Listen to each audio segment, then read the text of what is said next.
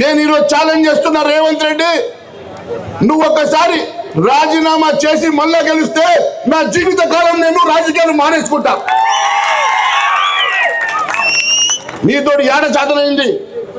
2 ఏళ్లలో ఎన్ని లక్షల కోట్లు సంపాదించాలో లెక్కలేసుకున్నావు, ఏడాడ రియల్ ఎస్టేట్ చేయాలో లెక్కలేసుకున్నావు, ఏడాడ కమిషన్లు పెట్టుకోవాలయ్యా నువ్వు లెక్కలేసుకున్నావు. కానీ నా రైతులకు ఇచ్చిన మాట మనిషినవు, నా యువతకు ఇచ్చిన మాట మనిషినవు, నా విద్యార్థులకు ఇచ్చిన మాట మనిషినవు, నా ఆడబిడ్డలకు ఇస్తామన్న 2500 నెలకు ఇచ్చే మాట మనిషినవు.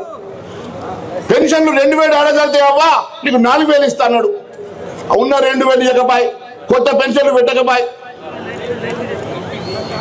ఇదేనా నీ రాజరికం? ఒక్క మాట అంటే ఒక్క మాట, 420 హామీలు, ఒక్క హామీ నెరవేర్చాలి. రైతు బంధు కూడా రైతులను అడుగుతున్నాడు, రైతు బంధు కూడా ఇస్తాడట. ఇప్పటికీ 3 సార్లు ఎగ్గొట్టే, మళ్ళీ కాలం వచ్చే మళ్ళీ ఇస్తాడన్న నమ్మకం లేదు. ఇన్ని అబద్ధాలు చెప్పి గద్దెనెక్కిన తర్వాత అన్నీ మర్చిపోయి ఈరోజు కేవలం హైదరాబాద్ చుట్టూన్న రియల్ ఎస్టేట్ దందా మీద పడ్డావు, వసూళ్ల మీద పడ్డావు. నువ్వు కేవలం బ్లాక్ మెయిలింగ్ రాజకీయాలు చేస్తున్నావు తప్ప నా రైతు బాధని కనబడతలేదు, నా రైతు గోసని కనబడతలేదు. ఈరోజు ఒకవైపు ధాన్యం తడిసిపోతున్నా రైతు బాధపడుతున్నాడు.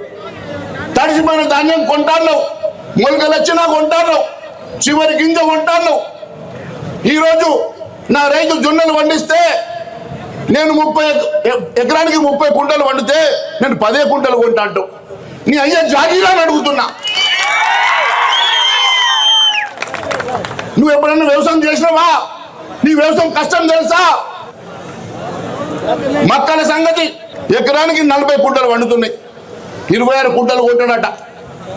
మిగిలిన ఏం చేయాలా? నీ ఇంట్లో పోసరమ్మంటావా? ఆ రోజు అన్నావు కదా నీకు చేత కాకుండా దిగిపోమని. ఈ రోజు నేను ఛాలెంజ్ చేస్తున్నా రేవంత్ రెడ్డి, నీకు చేత లేదు, నువ్వు గద్దె దిగిపో. నీవు చేత లేదు, నువ్వు గద్దె దిగకుంటే భారతీయ జనతా పార్టీ ప్రజాపక్షాన్ని నిలబడి ప్రజా పోరాటం చేసి నిన్ను పాత రేషన్ కొడక